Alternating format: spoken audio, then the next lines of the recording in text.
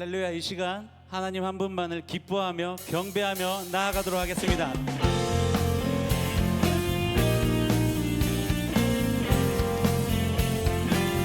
기뻐하며 경배하세요.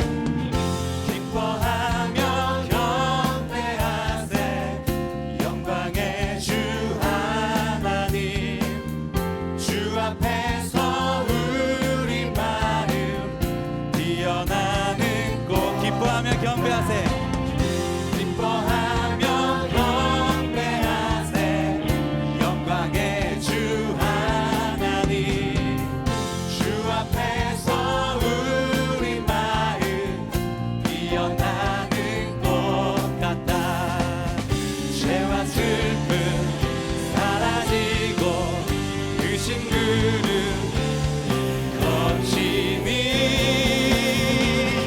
변함없는 기쁨의 주 밝은 빛을 기뻐하며 경배하세 기뻐하며 경배하세 기뻐하며 찬양하세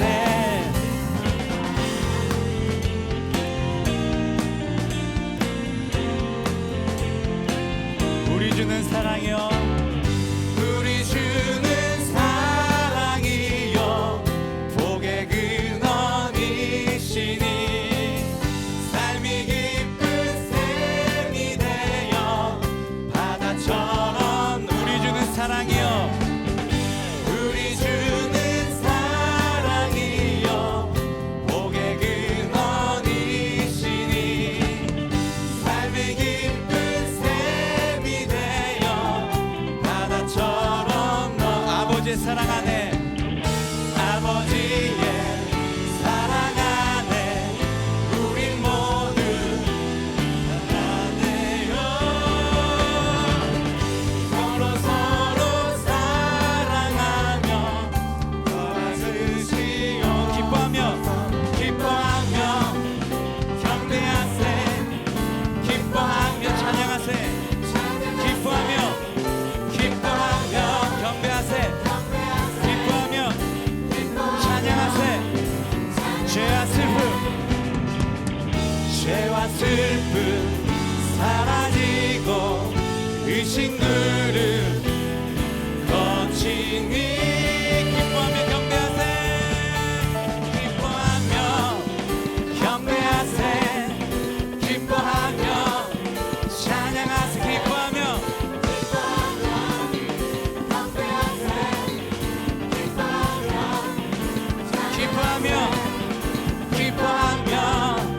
경배하세 기뻐하며 찬양하세 기뻐하며 경배하세 기뻐하며 기뻐하며 경배하세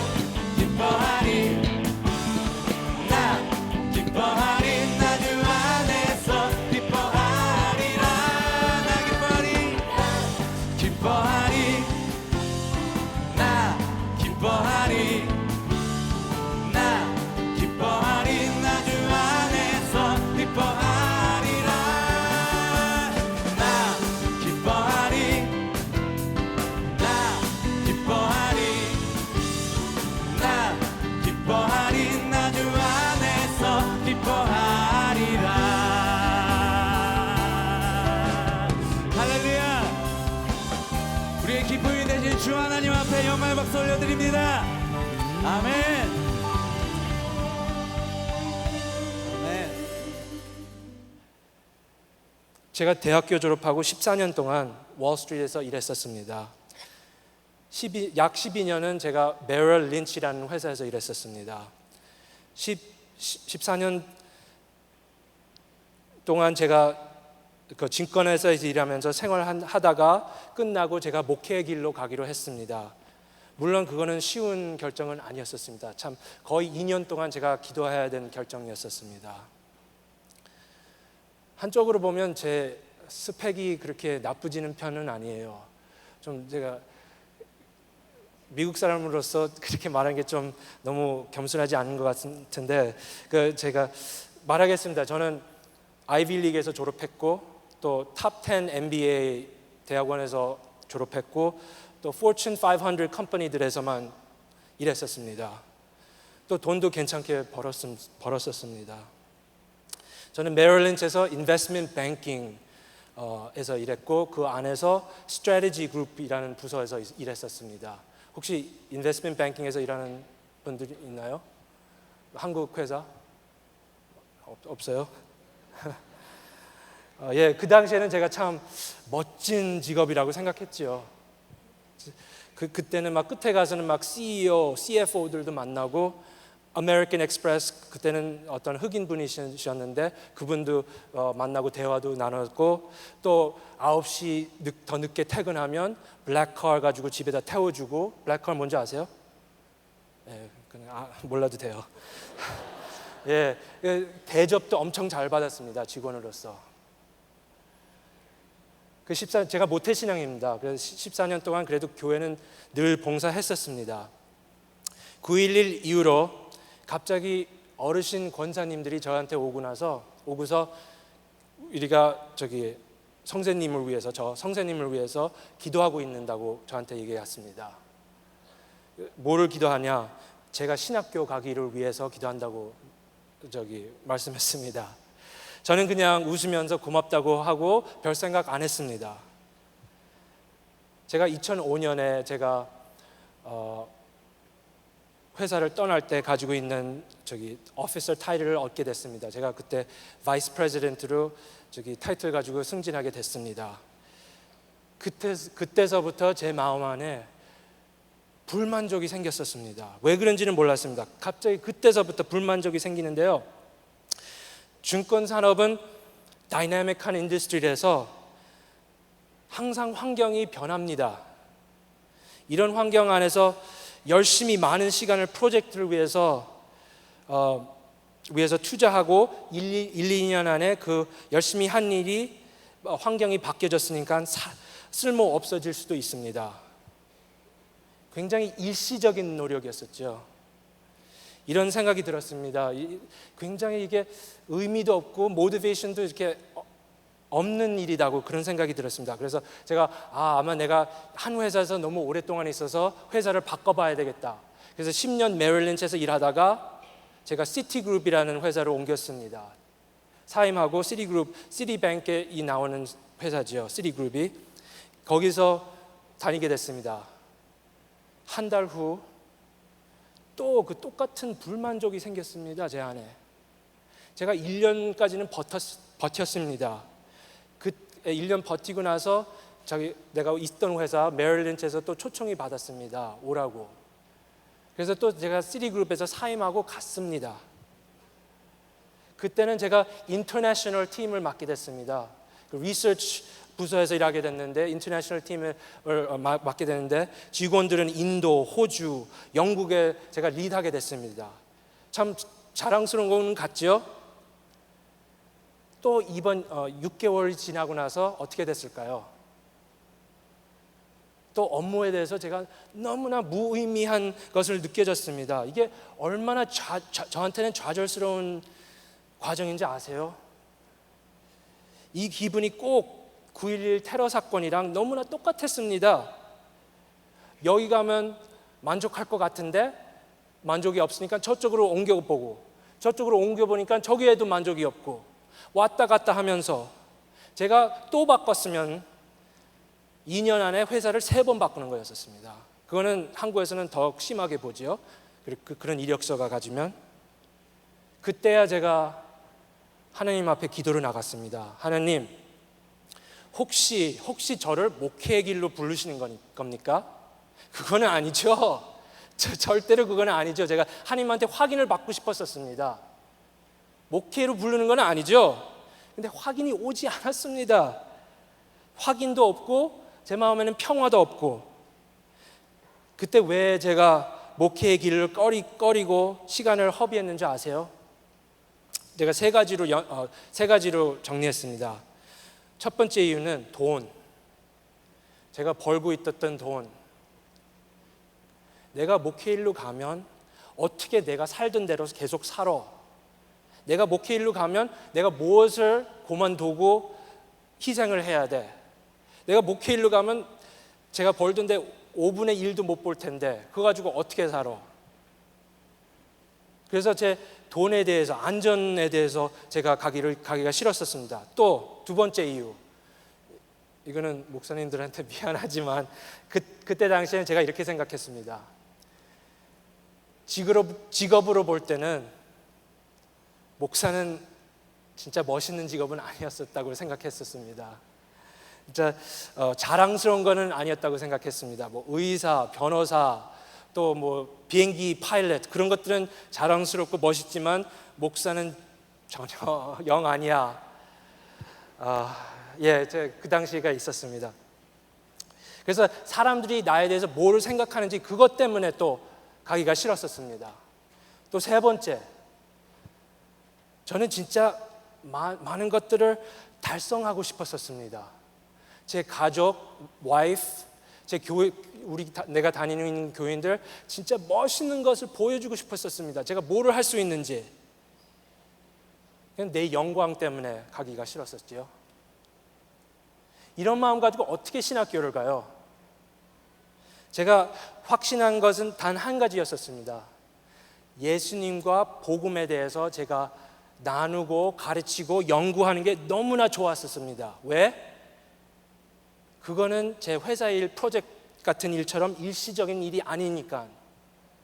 회사 일은 1, 2년 되면 없어져요. 분명히 없어져요. 근데 복음의 일은 영원합니다. 그래서 드디어 2008년 10월 제가 결정을 내렸습니다. 직업 내리고 회사 내리고 제 연봉을 내리고 목회 길로 가기로 했습니다. 제가 저의 망설임을 어떻게 극복했는지 아세요? 알고 싶어요? 감사합니다. 제가 누가복음 23장을 만나게 됐습니다. 그 하나님의 말씀. 거기에 나오는 기록이 예수님이 십자가에 매달려 있을 때 옆에 두 행악자들이 같이 매달려 있었습니다. 이 두 행악자의 예수님이 주는 말씀이 제 마음 안에 있는 갈등이랑 너무 똑같았었습니다. 두 행악자들이 예수님께 기도 제목을 드립니다.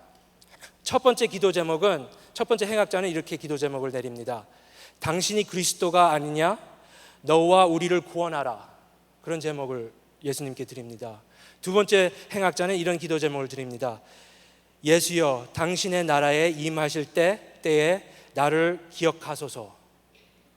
여러분, 첫 번째 행악자의 기도 제목은 이것입니다. 제가 가장 삶에 필요한 것은 나는 너무나 잘 알아. 그것은 이 십자가에서 내려오는 거야. 진짜 예수님이라면, 진짜 하나님이라면 이 십자가에서 내려 주시옵소서. 그런 기도 제목을 내립니다. 청년 여러분, 이것은 주님을 찾는 게 아닙니다. 이거는 위대한 어시스턴트를 찾는 것입니다. 12시에 점심 약속이 있으니까 이렇게 해주세요. 근데 보세요. 두 번째 행악자는 첫 번째 행악자와 똑같은 문제에 처해 있습니다. 그러나 두 번째 행악자는 다르게 응답합니다. 첫 번째 행악자는 이 문제에서 나를 꺼내주면 그럼 내가 당신을 믿고 따르겠습니다. 근데 두 번째 행악자는 내가 당신과 함께 있을 수 있다면 내가 기꺼이 이 상황에 남겠습니다라는 것입니다. 첫 번째 행악자는 이럽니다. If you, Jesus, get me off this cross, I will be with you. 두 번째 행악자는 Jesus, if I could be with you, I will stay on this cross. 그렇게 말하는 겁니다. 두 행악자의 근본적인 차이점이 내 마음 안에 있는 갈등이랑 너무나 똑같았었습니다. 한쪽에는 제 직업, 돈, 사람의 인정, 내 영광, 이쪽에는 십자가, 예수님이 계셨습니다. 이거를 제가 결정해야 됐었습니다. 거의 2년째 이거를 연구하면서 어떻게 해야지 기도하면서 금식하면서 이거를 그래서 오래 걸렸습니다. 제가 엑셀까지 꺼냈습니다. 돈까지 계산하려고 내가 진짜 목회 길로 가면 이거 어떻게 가능하나. 제가 알고 있는 이거였었어요. 14년 동안 여기서 돌다가 만족은 없었습니다. 여기는 예수님이 계시고요. 여러분, 제가 진짜로 이거 자랑하려고 그러는 건 아니에요. 내가 이거를 있는데 그걸 그만두고 여기로 갔습니다. 그거는 아니에요. 그냥 예수님이 더 좋다는 말입니다. Jesus is better. Jesus가 better 아니면 제가 바보든지 미쳤습니다. 혹시 여러분들도 이렇게 생각하는 분이 있을 수 있는지 모르겠습니다. 내가 여기까지만 가면 더 이상 바랄 게 없다. 여기까지만 이거를만 얻을 수 있다면 진짜 나는 소망이 없겠다. 이만큼만 벌게 되면 난 더 이상 묻지를 않겠다. 그렇게 되면요, 잘못하게 되면 그 통을 얻게 되면 뚜껑을 열다가 그 빈 통밖에 되지 않습니다. 또 다른 통을 찾아야 됩니다. 저를 14년 동안 겪었던 저를 믿으세요. 아니면 저 이 자리에 없습니다. 여러분들이 십자가에 있는 예수님 동행하는 삶을 가도록 제가 진실로 소망합니다.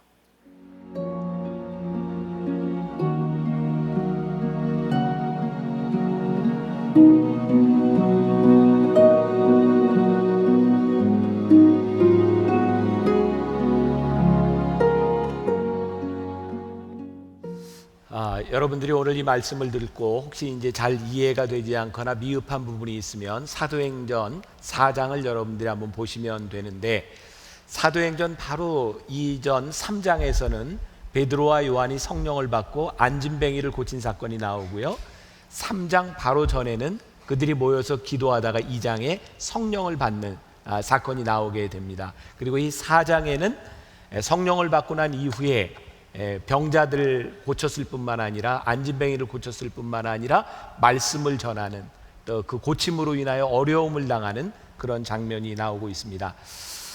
사도행전은 성령을 받은 사람의 일을 기록한 것이다. 그래서 영어로는 Acts라고 이야기를 하죠. 성령에 대해서 잘 설명하고 있는 것은 요한복음입니다.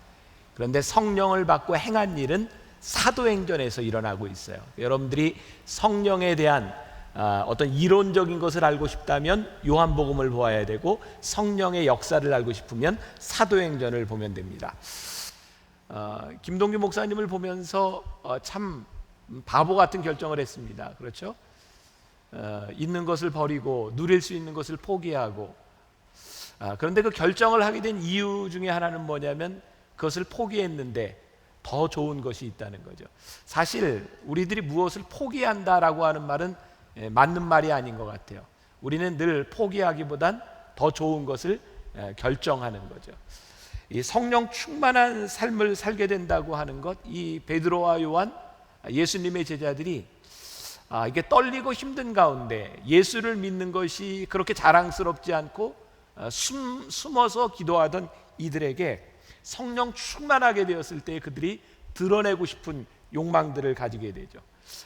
정말 이것을 전하지 않고는 견딜 수 없는 마음들을 가지게 됩니다. 그들 때문에 예루살렘이 온통 시끄러워집니다.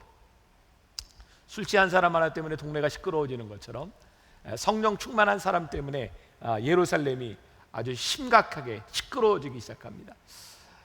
특히 성전 미문 앞에 앉아 있었던 안진뱅이를 일으킨 그 사건 때문에 제사장들이 베드로와 요한을 데려다 놓고 신문하기 시작합니다. 너희들이 한 일이 무엇이냐? 근데 오늘 베드로와 요한이 이야기합니다. 나는 십자가에 못 박히신 예수님 외에는 전한 것이 없다. 여러분, 성령 충만한 사람들이, 성령을 경험한 사람들이 왜 이렇게 무모하게 죽음을 무릅쓰고 때로는 이런 행동을 하게 되는가? 딱 한 가지 이유입니다. 하나님을 기쁘시게 하는 소원이 무엇인가? 그것이 그 사람을 움직이게 하는 요인이 됩니다. 여러분들이 크리스찬인가 아닌가, 리얼 크리스찬인가 아닌가를 구분하는 것은 여러분들의 행동의 기준이 무엇이냐에 대한 문제입니다. 여러분들이 하나님을 기쁘시게 하는 그 하나님의 소원에 여러분들이 헌신할 수 있을 때 여러분들은 리얼 크리스찬이 되는 건데, 여러분들의 삶에서 하나님을 기쁘시게 하는 것이 아닌 그 다른 나의 무엇을 위해 여러분들이 헌신할 때 그것은 크리스찬이라고 이야기할 수는 없는 것 같아요.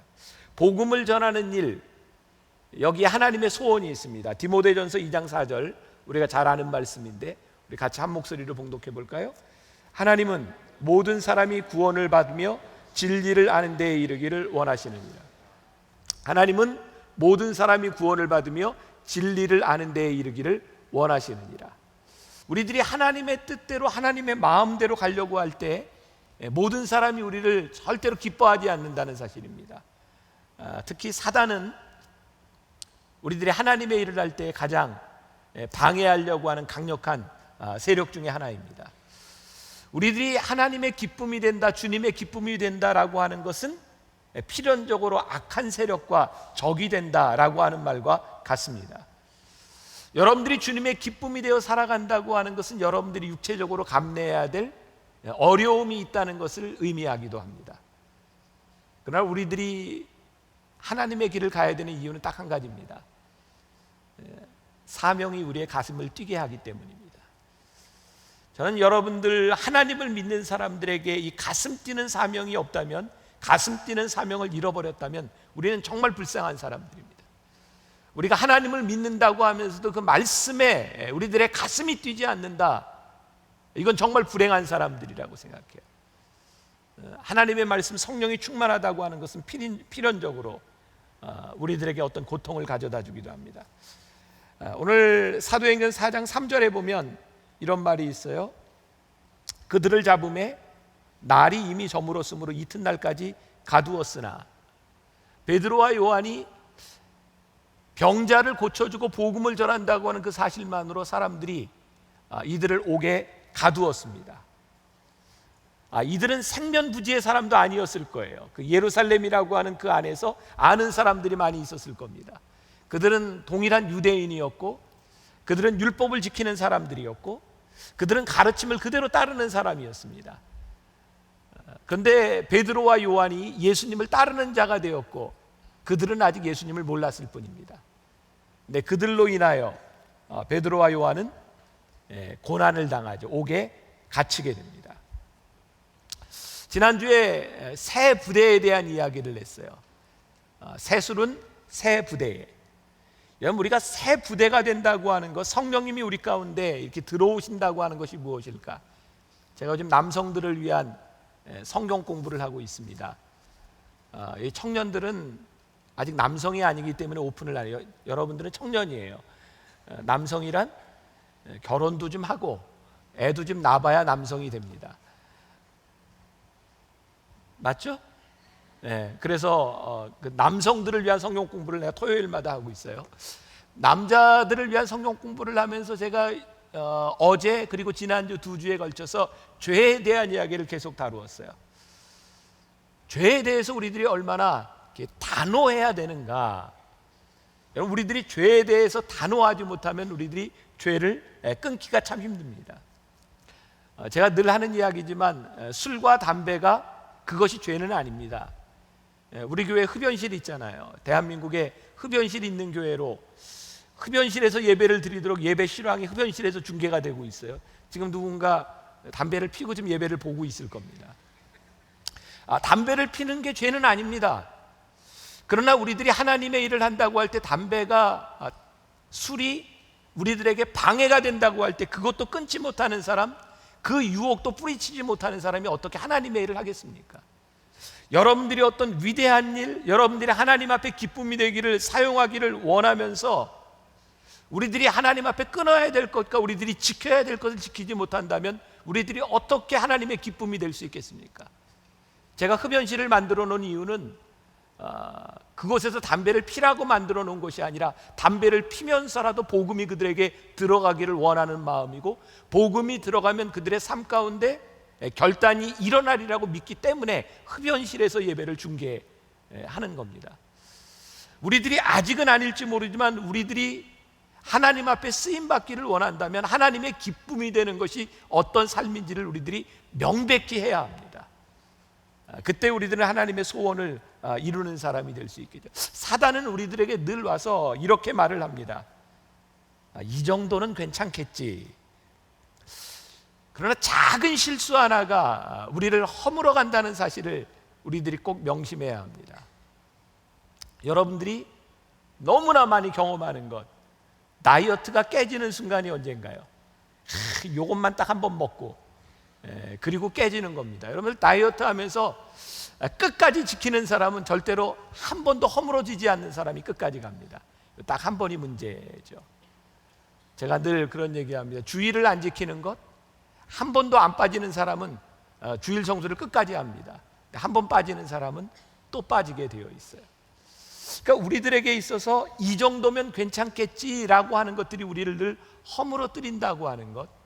두 번째, 딱 한 번만, 딱 한 번, 이것이 우리를 참 힘들게 하죠. 그리고 세 번째, 사단이 여러분들에게 제일 많이 와서 속삭이는 게 뭐냐면 넌 아직 젊어 라는 거죠. 근데 젊음 그렇게 오래 가지 않습니다. 사람들이 나이 먹으면 젊다는 얘기를 무척 좋아합니다. 제가 친하게 지내는 목사님들이 있어요. 4명이 있는데 내가 제일 어려요. 근데 나보다 이제 나이가 제일 많은 분이 9살이 나보다 위인데 어디 식당에 가면, 우리가 사귄 지가 지금 10몇 년째 되는데 식당 종업원이 늘 먹을 걸 내 앞에 제일 먼저 갖다 줍니다. 그리고 그 목사님은 머리도 까매요, 정말. 그리고 너무 젊어 보여요. 그 목사님 그걸 너무나 즐겨요. 그리고 요즘은 식당에 가면 종업원한테 꼭 물어봐요. 여기서 누가 제일 어른 같아요? 듣는 제가 기분이 좀 안 좋겠죠. 그런데 요즘 보면 그분이 머리도 까맣고 젊어 보이는데 문제는 이도 시리고 무릎도 아프고 온전한 게 없다는 겁니다. 제가 그래서 그랬어요. 겉보기하고는 이 나이는 다 먹는 거예요. 이 겉보기에 젊어 보인다 아무 소용 없어요. 나이는 나이입니다. 그래서 여러분, 젊어 보인다 이런 말에 속지 마세요. 나이가 들면 늙어 보여야 정상이지, 젊어진다, 이건 사단이 여러분들에게 속삭이는 이야기입니다. 절대 그런 일 안 일어나요. 세월이 살같이 빠르게 지납니다. 그래서 저는 이 머리가 벗어지고 이렇게 머리가 희고 제가 나이보다 이렇게 많아 보이는 것에 대해서 참 감사한 게, 하나님이 나에게 세월을 아낄 수 있는 그런 기회를 나에게 주신다는 생각이 들어요. 만일 내가 정말 젊어 보인다 그러면 내가 이렇게 열심히 살까 싶은 생각도 들어요. 세월은 살같이 빠르게 지나갑니다. 젊다는 얘기에 속지 마세요. 그날이 도적같이 옵니다. 여러분들의 삶에 주어진 일을 내가 어떻게 최선을 다해서 살아갈 것이냐. 네 번째, 사단은 우리들에게 이렇게 이야기합니다. 누구나 다 그렇게 살아. 누구나 다 이렇게 살아처럼 위험한 말이 없어요. 누구나 다 이렇게 살지만 나는 이렇게 살아야 되는 이유가 있는 거예요. 우리들이 하나님의 사람이기 때문에 살아야 되는 이유, 그것이 분명할 때 우리는 하나님의 기쁨이 되는 삶을 살 수 있어요. 내가 몇 주 전에 그런 얘기했죠. 왕따가 무슨 뜻이라 그랬어요? 왕따가 무슨 뜻? 왕은 본래 따로 논다. 하나님의 자녀들은 이 세상에서 때로 외로울 때가 있어요. 왜? 우리가 진리를 지키며 살아가기 때문에 외로울 수 있는 거예요. 베드로와 요한이 안진뱅이를 일으키고 그들이 복음을 전하면서 어려움을 당했을 때에 그들을 가로막는 적들, 그들을 어렵게 하는 사람들 앞에서 그들이 성령이 충만해서 예수 그리스도의 이름으로 담대하게 복음을 전하기 시작합니다. 에베소서 6장 16절 말씀을 한번 보세요. 에베소서 6장 16절 같이 봅니다. 모든 것 위에 믿음의 방패를 가지고 이로써 능히 악한 자의 모든 불화살을 소멸하고. 자, 우리들이 당시에 그 로마 군사들이 싸울 때 그 모습들을 상상해야 되는데, 대개 그 방패가 이 가죽으로 된 방패를 가지고 싸웁니다. 근데 여러분, 영화에서 보면 불화살을 많이 쏘죠. 그냥 화살보단 불화살이 무섭습니다. 그런데 그 불화살이 올 때 이 방패에 그 가죽에 물을 적십니다. 무겁기는 하겠지만 그 불화살이 올 때 방패를 딱 대면요, 불화살이 딱 왔다가 칙 하고 타버립니다. 이게 소멸됩니다. 그런 전쟁의 상황을 우리들이 상상해야 합니다. 여러분들을 죽이려고 사단이 불화살을 쏘고 여러분들이 하나님의 사역을 감당하지 못하도록 여러분들에게 방해할 때 사도 바울은 믿음의 방패를 들어라 라고 이야기합니다. 그리고 그것을 소멸해라 라고 말씀합니다. 여러분들을 힘들게 하는 사람이 있을 때, 여러분들을 조롱하는 사람이 있을 때, 여러분들이 하나님의 기쁨이 돼서 살아가는 것을 가로막는 사람이 있을 때 여러분들이 들어야 할 것이 뭐냐면 믿음의 방패입니다. 그래서 여러분 혹시 주변에 여러분들에게 깐죽거리고 막 그러는 사람이 있으면 살짝 드세요. 믿음의 방패. 믿음의 방패를 드세요. 여러분들이 다른 것으로 대항하려고 하는 것이 아니라 믿음의 방패를 가지고 우리들이 주님의 이름으로 우리들이 방패를 드는 것. 오늘 제가 여러분들과 읽었던 본문 말씀 13절에 보니까 그들이 누구예요? 베드로와 요한을 가뒀던 제사장들과 바리새인들이 베드로와 요한이 담대하게 말함을 보고 그들을 본래 학문 없는 범인으로 알았다가, 이건 지금 여러분 이해가 되는 거죠? 학문과 범인? 범인은 평범한 사람이라는 얘기예요. 학문은 학식이 모자란다는 얘기고, 내가 이런 것까지 신경을 써야 되는 건가 지금 모르겠네. 이상히 여기며 또 전에 예수님과 함께 있던 줄도 알고, 그들이 베드로와 요한을 봤는데 이상한 거예요. 왜? 이전과 다른 거예요. 베드로의 직업은 어부였고, 내가 지금 어지러지는, 날씨가 더워서 그런 것 같아요. 요한, 예수님의 제자들 중에 뭐 하나 뛰어난 직업을 가진 사람이 없어. 그들이 생각해요. 이들은 아주 평범한 사람들입니다. 그런데 놀라운 것은 예수 그리스도를 전하는 데 있어서 그들이 성령을 받고 보니까 그들의 담대함에 놀랐고 그들의 논리적인 것에 대해 기선을 잡히게 됩니다. 여러분, 우리들이 성령이 충만할 때 하나님께서 우리들에게 주시는 은혜가 있습니다. 우리들의 능력이 아니라 하나님께서 주시는 능력을 우리들이 경험하게 될 것이라는 사실입니다. 저는 제가 은혜를 받고 나서 저에게 가장 큰 변화, 그게 뭐냐면 담대함이었어요. 하나님께서 인도하심에 대한 그 순종이 저를 참 담대하게 만들어줬어요. 그리고 담대함은 나로 하여금 자존감을 회복시켰고, 자존감이 회복되니까 내가 하고 있는 일들에 대한 자신감이 생기기 시작했어요. 그게 제가 여기에 서서 복음을 전하는 가장 큰 이유 중에 하나입니다. 성령께서 우리와 함께 하실 때 우리들에게 일어나는 일, 또 사도 바울은 이렇게 권면을 하죠. 에베소서 6장 17절에 구원의 투구와 성령의 검, 곧 하나님의 말씀을 가지고. 그러니까 우리들이 이 영적인 싸움을 하는 데 있어서 믿음의 방패도 중요하지만 구원의 투구, 우리들이 구원받은 자라고 하는 것을 그걸 가지고 무장을 해야 어떤 어려움이 와도 우리들이 그것을 이길 수 있어요. 성령의 검, 우리들이 수비만 하는 것이 아니라 악한 진을 파하는 성령의 검을 가지고 있어야 돼요. 우리에게 문제는요, 늘 이 진리의 영인 성령의 검을 가지지 못했을 때에 비진리에 너무나 쉽게 넘어간다는 사실입니다. 이 악한 세력들은 나는 악하다라고 우리들에게 다가오는 것이 아니라 악함을 감추고 우리들에게 옵니다. 우리들을 유혹할 때는 너무나 스위트하게 우리들에게 다가와서 유혹합니다. 꽃뱀, 소위 꽃뱀이 나 꽃뱀 이러고 와서 유혹하면 넘어갈 남자가 없을 것 같아요. 요즘 큰 교회마다 이 이단들이 전략적으로 목사님들을 유혹하는 꽃뱀을 보낸다는 얘기를 듣고 깜짝 놀랐어요. 근데 꽃뱀의 특징은 굉장히 믿음이 좋아 보이고 교회 봉사를 많이 하며 이렇게 목사님께 접근한다는 거죠. 나 꽃뱀 이러고 접근하는 게 아니라 아주 신실한 교인처럼 접근한다는 거죠.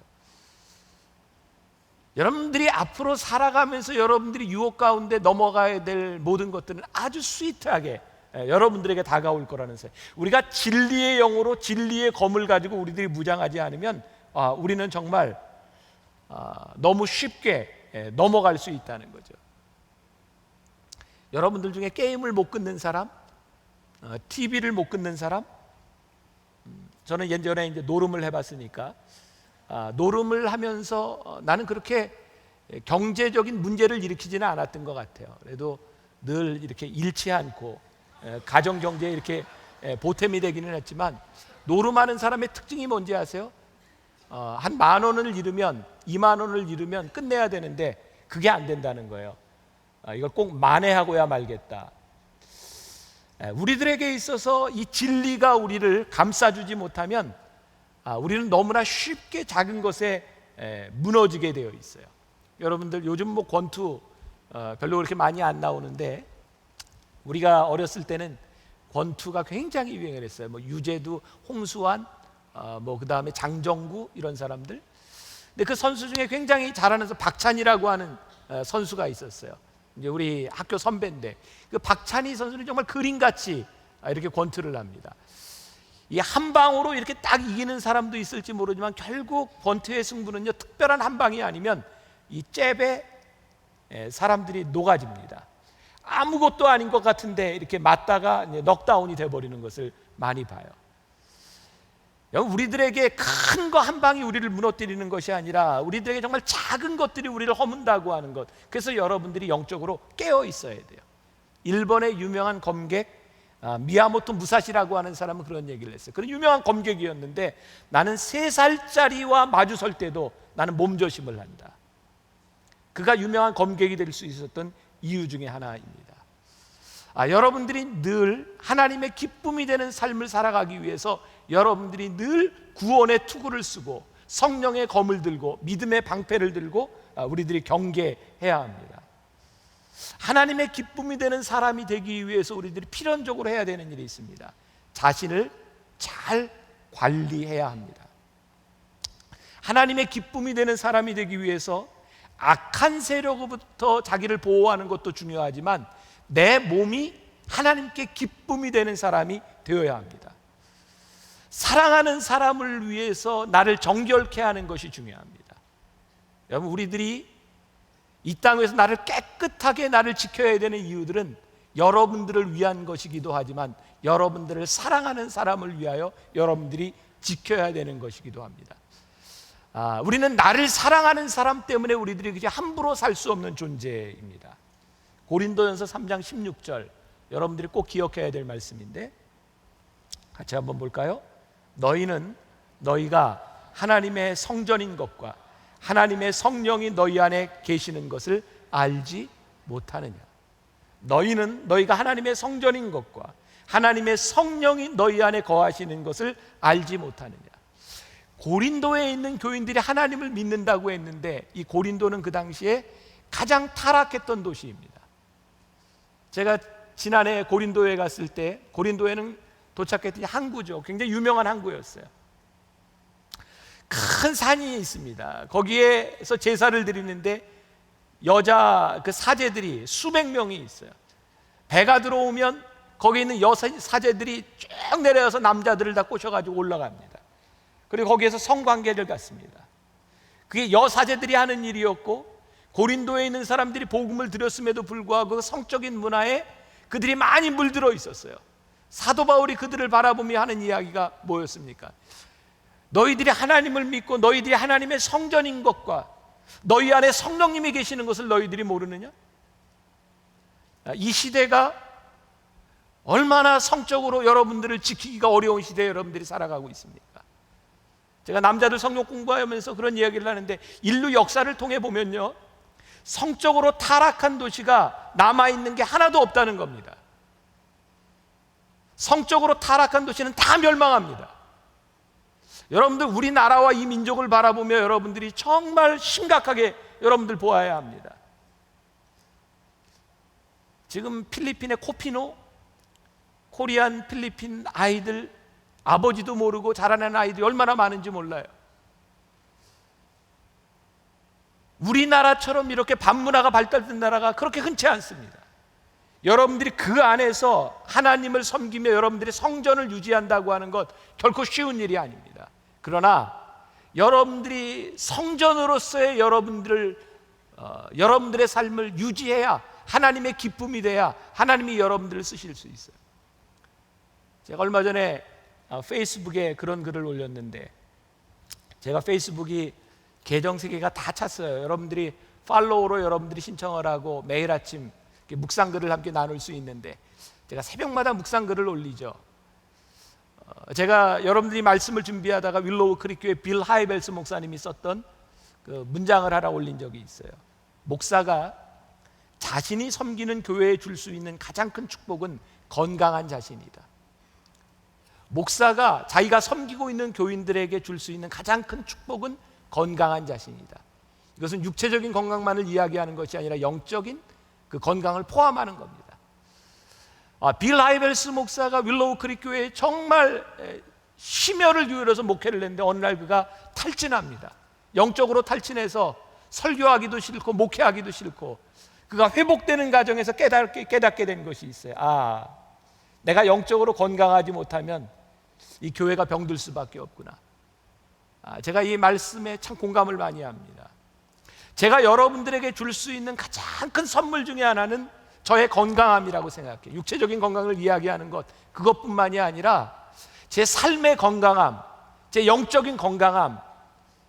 저는 정말 꿈꾸는 것 중에 하나, 우리 청년들이 담임 목사를 바라보며 롤 모델로 삼을 수 있으면 참 좋겠다. 나는 저 담임 목사님처럼 살고 싶다라는 마음이 들 수 있어야 내가 목회자로서 내가 정말 제대로 살아가는 것이 아닐까. 여러분, 누군가의 여러분들이 리더가 된다고 할 때 여러분들의 건강함, 깨끗함을 여러분들이 줄 수 있는 것, 그게 하나님이 우리를 쓰실 수 있는 얼마나 강력한 것인지를 우리들이 알 필요가 있겠다. 제가 글을 쓰면서 그런 이야기도 썼는데, 그제 신문에 보니까 이번에 그 태안에서 5명의 고등학생들이 그 물에 빠져서 사망을 했잖아요. 목격자들의 진술에 의하면 그 아이들 중에 정말 운동도 잘하고 공부도 잘하는 2아이가 자기들은 나와 있었는데 친구들을 구하기 위해서 들어갔다가 같이 죽었어요. 우리는 그걸 보면서 위대한 희생, 정말 그 아이의 마음 정말 귀하다고 생각합니다. 그리고 여름이 되면 종종 우리는 그런 기사를 많이 접합니다. 자식을 구하기 위해서 물에 같이 뛰어들어갔다 죽은 부모와 형제들을 봅니다. 얼마나 고귀한 희생입니까? 그러나 어떤 면에서 보면 고귀하기는 하지만 저렇게 해야 됐을까? 구하지 말라고 하는 이야기가 아니라 내가 먼저 굳게 서서 그 아들을 구할 수 있고 친구를 구할 수 있는 뭔가를 붙잡고 있었으면 더 좋았을 텐데 내가 굳건히 서지 못하고 같이 죽어가는 것, 어쩌면 우리들이 영적으로 볼 때 여러분들이 이 나라와 이 민족과 이 사회를 바라보며 여러분들이 영적으로 굳건히 서 있지 아니하면 여러분들이 구하려고 해도 같이 죽을 수밖에 없을 텐데 우리들이 어떻게 하나님 앞에 우리들이 굳건히 설 수 있는가? 어쩌면 여러분들이 위대한 일, 하나님이 기뻐하시는 일을 하기 위하여 여러분들이 먼저 하나님 앞에 건강하고 굳게 기쁨이 되는 사람으로 세워지지 않으면 여러분들이 무슨 일을 할 수 있겠는가? 여러분들 세대에는 기억이 나는지 모르겠어요. 허준이라고 하는 드라마가 있었어요. 허준 알죠? 전에 있던 목사님 말고 허준 알죠? 조선시대 유명한 의생.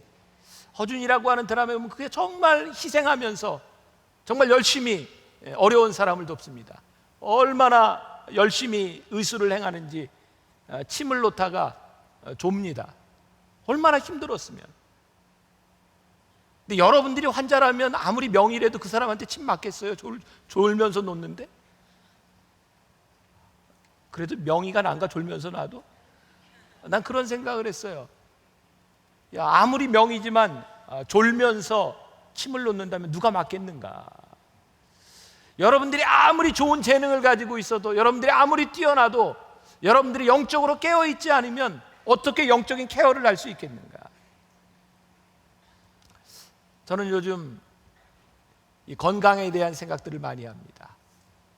여러분, 내가 한번 아프고 나니까 내가 할 수 있는 일이 없더라고요. 이전에는 입술도 좀 이렇게 깨져서 막 뭐 허물도 좀 나고, 그 나는 착 빼짝 마른 목사님을 보면 너무 부러웠어요. 일단 목사로서 딱 마르면 있어 보이잖아. 목사로서 이게 얼마나 이게 청순 가련형, 거기다가 좀 안경도 도수 있는 걸 좀 딱 쓰고 이렇게 빼짝 마른 목사님이 이야기를 하면 훨씬 더 호소력이 좀 있어 보이지 않아요? 이런 사람보다. 오늘은 일부부터 계속 반응이 이래요. 근데 어느 날 하나님께서 나에게 깨닫게 하신 것이 가장 귀한 것이 건강이라는 거였어요. 내가 당장 열심히 하는 것도 좋지만 내가 목양하고 있는 양들을 위해서 내가 건강을 지키는 것, 그것도 목회의 일부다. 사실 이번 주에 제가 조금 이렇게 건강이 좀 많이 이렇게 깨졌어요. 제가 잘 이렇게 컨트롤하고 운동도 열심히 하고 오는데 월화수 집회를 하면서 잠을 못 잤어요. 저녁 밤으로 집회를 하는데 세상에, 집회하는 날 왜 강사 방에 와서 어떤 여자가 밤에 새벽에 문을 두드리고 문 열어달라 그러는지 미치겠어요. 정말 내가 뭐가 그렇게 좋은지. 근데 너무 힘들었어요. 내가 밸런스가 깨졌어요. 굉장히 힘들어요. 오늘도 제가 아침에 좀 늦게 나오면서 내가 가장 건강한 모습으로 설교자로 서야 될 텐데, 내가 가장 좋은 컨디션으로 주의를 지켜야 할 텐데, 그건 나에게서 굉장히 중요한 의무라고 생각해요.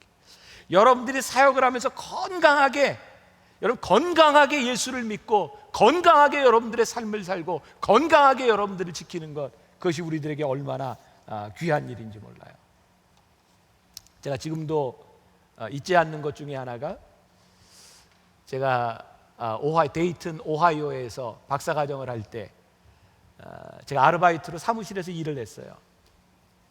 편지 쓰고 타이핑하는 그런 아르바이트를 했는데, 오늘 같이 일하던 그 흑인 여자였는데 목사 안수 시험을 봤는데 떨어지고 왔어요. 그 면접에서 떨어졌어요. 이 여자가 분개하는 이유는 떨어진 게 어떤 성적이나 영적인 문제 때문이 아니라 너무 살쪘다는 이유로 떨어졌어요. 그러면서 그 심사위원들이 한 이야기가, 자신의 몸도 돌보지 못하는 사람이 어떻게 다른 사람의 영혼을 돌볼 수 있겠는가. 근데 미국 사람이 살찐 정도는 우리들이 생각하는 거하고는 틀리죠. 이 여자는 운전을 하고 차를 탈 때 자기 발을 혼자 이렇게 못 올려놔요. 자기 손으로 이렇게 들어서 이렇게 올려놓고 운전을 해야 될 정도였어요. 저는 거기에 공감했어요. 목회를 한다고 하면서 저런 몸으로 어떻게 목회를 할 수 있을까? 자기를 돌보지 못하는 사람이 어떻게 남을 돌볼 수 있을까? 그럼 제가 여러분들이 굉장히 큰 도전합니다. 여러분들이 리더가 되고 하나님 앞에 쓰임받는 사람이 되기 위해서는 여러분들 스스로를 관리할 수 있는 사람이 되어야 합니다. 구원의 투구를 쓰고 믿음의 방패를 들고 성령의 검을 가지고 여러분들이 자신을 돌보지 않으면 하나님이 여러분들 쓰실 수가 없어요. 주님의 기쁨이 되는 사람, 우리들이 진정한 제자로 살아간다고 하는 것이 무엇인가? 사도행전 4장 19절과 20절 말씀 보겠습니다. 사도행전 4장 19절과 20절 같이 한번 봉독해 볼까요? 베드로와 요한이 대답하여 이르되, 하나님 앞에서 너희의 말을 듣는 것이 하나님의 말씀을 듣는 것보다 옳은가 판단하라. 우리가 보고 들은 것을 말하지 아니할 수 없다 하니. 사람들이 와서 베드로와 요한에게 복음을 전하지 말라고 이야기합니다. 네, 멋진 말을 하죠. 내가 무엇을 하는 게 옳으냐? 내가 하나님이 원하시는 일을 하는 것이 옳으냐? 너희들이 원하는 걸 해야 옳으냐? 아주 멋진 말을 합니다. 내가 듣고 본 것을 전하지 않을 수 없다. 이 복음을 전한다고 하는 것은 늘 우리들에게 좋은 환경 가운데서 우리들이 사역을 한다고 하는 그런 의미는 아닙니다. 제가 이 얘기만 하고 마칠게요. 몇 년 전입니다. 태국에 그 선교사들과 그리고 태국에 있는 목회자들을 위한 그런 세미나를 간 적이 있어요. 제가 이제 선교학을 공부했고 교회 성장에 대한 공부를 했기 때문에 그때는 그 교회 성장에 대한 강의를 이제 꽤 많이 했었어요. 제가 강의를 마치고 질의응답하는 시간이 있었는데 그 태국에 있는 목사님들이 손을 들고 이렇게 얘기를 하더라고요. 우리는 한국처럼 그렇게 돈이 많지 않습니다. 한국 교회처럼 그리고 경제적으로 풍족하지 않습니다. 어떻게 우리가 부흥을 할 수 있을까요?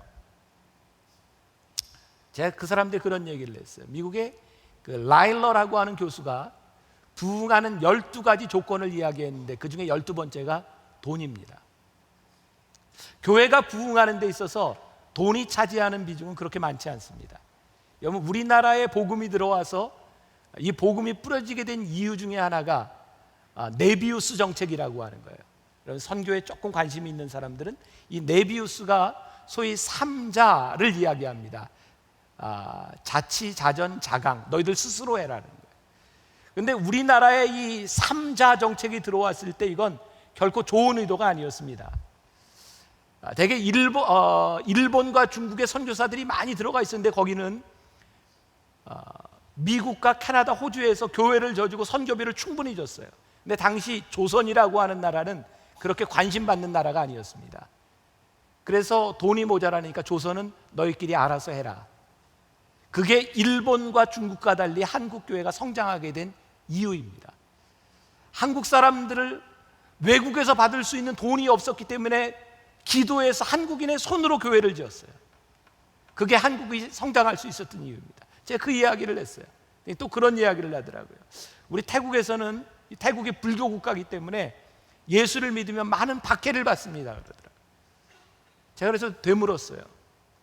여러분들 나라에서 복음을 전하다가 몇 명이 죽었습니까? 근데 죽은 사람은 없대요. 힘들지.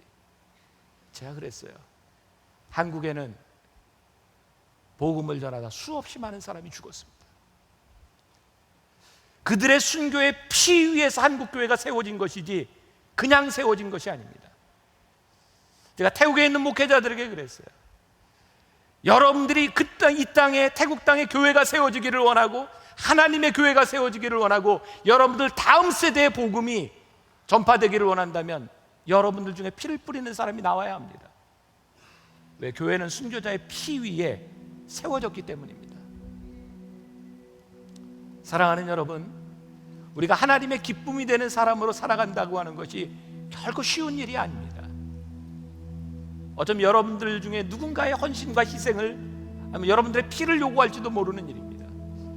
그러나 그것이 하나님의 소원이기 때문에, 내가 거기에 목숨을 걸어도 될 일이기 때문에 우리들이 할 수 있을 때 그것이 사역이고 사명이 되는 겁니다. Real disciple, 진정한 제자, 그것은 여러분들의 욕망의 뿌리를 두는 것이 아니라 하나님의 소원의 뿌리를 두는 것입니다. 이번 여름을 지나가면서, 아니 여러분들의 젊은이 때를 지나가면서 사단의 속삭임에 속지 마십시오. 여러분들의 시선을 어디에 둬야 할지 분명히 하고 여러분들이 정말 좋은 제자로 살아갈 수 있기를 주님의 이름으로 간절히 축원합니다.